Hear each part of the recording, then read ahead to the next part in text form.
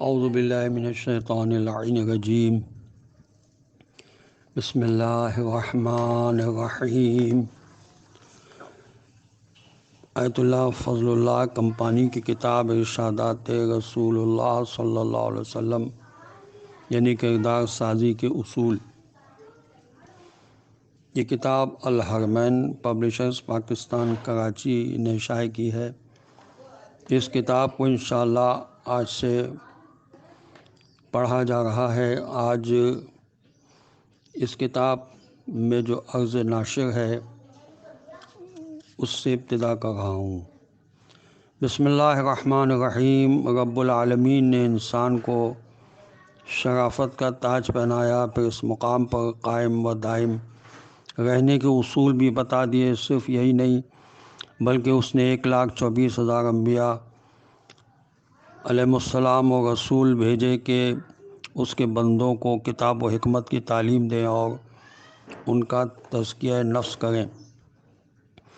آدم علیہ السلام سے لے کر خاتم تک انبیاء و مرسلین نے اس کی تبلیغ کی اور اس دستور و نظام کو اسلام کے نام سے پہچنوایا جو اللہ کا پسندیدہ دین بھی ہے، اور تائید کے ساتھ واضح کیا کہ اسلام کے علاوہ کوئی طریقہ نظام یا دین کسی بھی بندے سے قبول نہیں کیا جائے گا، اور سرکار خاتم الانبیاء حضرت محمد مصطفیٰ صلی اللہ علیہ وآلہ وسلم کو مکمل اسوہ حسنہ قرار دے کر محبت الہی کو آپ کی پیروی پر منحصر کر دیا گیا۔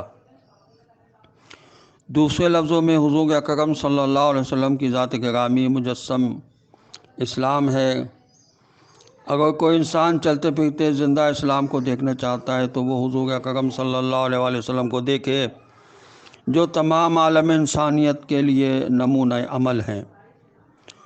حضور اکرم صلی اللہ علیہ وسلم کی تعلیمات، رسالت و تبلیغ کسی خاص طبقے، گروہ یا فرقے کے لیے مخصوص نہیں بلکہ تمام انسانوں کے لیے ہے۔ ان میں سے جو بھی حضور اکرم صلی اللہ علیہ وسلم کے بتائے ہوئے معیار پر پورا اترے گا وہی حقیقی انسان ہے اور آخرت میں بھی وہی کامیاب ہے۔ حضور اکرم صلی اللہ علیہ وسلم کا یہ ارشاد کہ میری امت کے بہت سارے فرقے ہوں گے اور نجات پانے والا ایک ہی فرقہ ہے، اس سے مراد بھی یہی گروہ ہے جو اپنے زندگی میں حضور اکرم صلی اللہ علیہ وسلم کو نمونہ عمل بنا کر اپنے آپ کو حضور صلی اللہ علیہ وسلم کی سیرت کی پیروی کا پابند بنائے۔ شاید اسی حدیث سے فائدہ اٹھاتے ہوئے لوگوں نے فرقے بنائے اور تمام فرقے والے دعویٰ کرنے لگے کہ یہی وہ فرقہ ہے جس کے ناجی ہونے کی خوشخبری رسول اکرم صلی اللہ علیہ وسلم نے دی ہے۔ یعنی رسول اکرم صلی اللہ علیہ وسلم کا عظیم نام استعمال کرتے ہوئے چند افراد کو اپنے گرد جمع کر کے اپنی دنیاوی مفادات کے حصول میں منہمک ہیں، اور اسی چیز نے اسلام و مسلمانوں کو زیادہ سے زیادہ نقصان پہنچایا اور اسلام کو دوسری اقوام و ملل کے سامنے محدود اور تنگ نظر بنا کر پیش کیا، جبکہ اسلام کی جیسی آفاقیت اور وسعت کی کوئی مثال پیش نہیں کی جا سکتی۔ اسلام کا پیغام کسی خاص قوم، ملک، رنگ و نسل یا علاقے سے مخصوص لوگوں کے لیے نہیں ہے بلکہ اسلام کا پیغام آفاقی ہے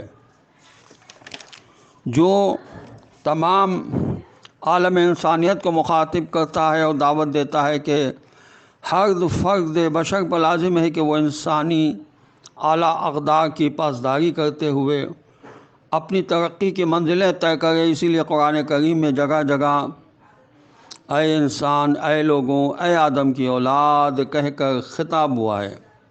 قرآن کریم میں ارشاد ہوا ہے بسم اللہ الرحمن الرحیم والعصر ان الانسان لفی خسر الا الذین آمنوا وعملوا الصالحات وتواصوا بالحق وتواصوا بالصبر۔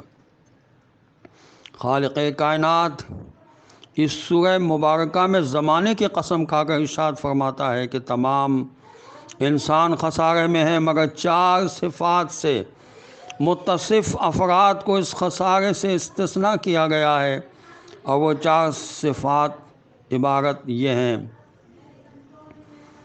نمبر 1 ایمان، نمبر 2 عمل صالح، نمبر 3 حق کی وصیت، اور نمبر 4 صبر و استقامت کی وصیت۔ دراصل حضور اکرم صلی اللہ علیہ وسلم کے فرمان کہ میرے بعد میری امت کے بہت سارے فرقے ہوں گے، لیکن صرف ایک فرقہ نجات پا سکے گا کی بنیاد یہی سورہ مبارکہ ہے، کیونکہ حضور اکرم صلی اللہ علیہ وسلم کی شان یہی ہے کہ وما ينطق عن الهوى ان هو الا وحی یوحی۔ آپ صلی اللہ علیہ وسلم جو کچھ بھی فرماتے ہیں، حضور اکرم صلی اللہ علیہ وسلم نے اپنی احادیث کے بارے میں یہ بھی ارشاد فرمایا ہے کہ جو بات میری حدیث کے طور پر تمہارے پاس پہنچے تو اسے قرآن کے ساتھ موازنہ کرو، اگر قرآن کے مطابق پاؤ تو اسے قبول کرو، ورنہ اسے رد کر دو۔ اس سورہ مبارکہ پر غور کریں تو پتہ چلتا ہے کہ خداوند عالم نے کسی شیعہ، سنی، عربی، اجمی، سید، غیر سید، قریشی، غیر قریشی سے خطاب نہیں فرمایا، بلکہ تمام انسانوں سے خطاب فرمایا ہے، چاہے وہ کسی بھی علاقے، ذات، قبیلے یا مذہب سے تعلق رکھتے ہوں، کالے ہوں یا گورے، عربی ہوں یا اجمی، بس تمام انسانوں میں سے جو بھی ان 4 صفات سے متصف ہوگا ناجی ہوگا۔ اسلام نے نجات کو کسی فرقے، قوم، ذات یا نسل تک محدود نہیں رکھا، بلکہ عالم انسانیت کی وسعتوں تک اسے وسیع کیا ہے۔ ادارے الحرمین پبلیشرز کی کوشش یہ ہے کہ اسلام کے احکام اور بنیادی پیغامات کو اس کی آفاقی روح کے ساتھ قارئین کے سامنے پیش کرے۔ اس سلسلے میں ایسی کتب کی اشاعت کا اہتمام کرے جو معاشرے کی فکری سطح کو بلند کرنے میں اہم کردار ادا کر سکیں۔ لہٰذا ہم نے معصومین علیہ السلام کے ارشادات اور ان کی سیرت طیبہ پر مبنی کتب کی اشاعت کو اپنی زندگی کا مقصد قرار دیا ہے، کیونکہ معصومین علیہ السلام کے ارشادات کی اپنی ایک تاثیر ہے۔ قاری مجبور ہو جاتا ہے کہ ان کے کلام کی آفاقیت اور اس کی فصاحت و بلاغت کے سامنے سر تسلیم خم کرے اور انسان عظمت کی بلندیوں تک پہنچنے کے لیے ان ارشادات کو اپنے لیے مشعل راہ قرار دے۔ ہمارے معاشرے میں جس چیز کی کمی یا فقدان ہے وہ یہی ہے کہ قارئین کے ہاتھوں میں براہ راست معصومین علیہ السلام کے ارشادات پر مبنی کتب یا تو بالکل نہیں ہیں یا بہت ہی کم تعداد میں موجود ہیں، اور اسی طرح قارئین اپنی فکری سطح کے مطابق معصومین علیہ السلام کے کلام سے استفادہ کرنے سے محروم رہ جاتے ہیں، جبکہ معصومین علیہ السلام نے بھی ترغیب دی ہے کہ ان حضرات کا کلام عوام الناس تک پہنچایا جائے، جیسے کہ حضرت امام رضا علیہ السلام نے فرمایا کہ خدا رحمت کرے اس بندے پر جو ہمارے احکام کو زندہ رکھتا ہے۔ پوچھا گیا کس طرح آپ کے احکام کو زندہ رکھنا ہے؟ فرمایا جو ہماری تعلیمات کو سیکھتا ہے اور دوسروں کو سکھاتا ہے۔ اس طرح جب لوگوں کو ہمارے کلام کی خوبیاں معلوم ہوتی ہیں تو وہ ہماری پیروی کرنے لگتے ہیں۔ زیر نظر کتاب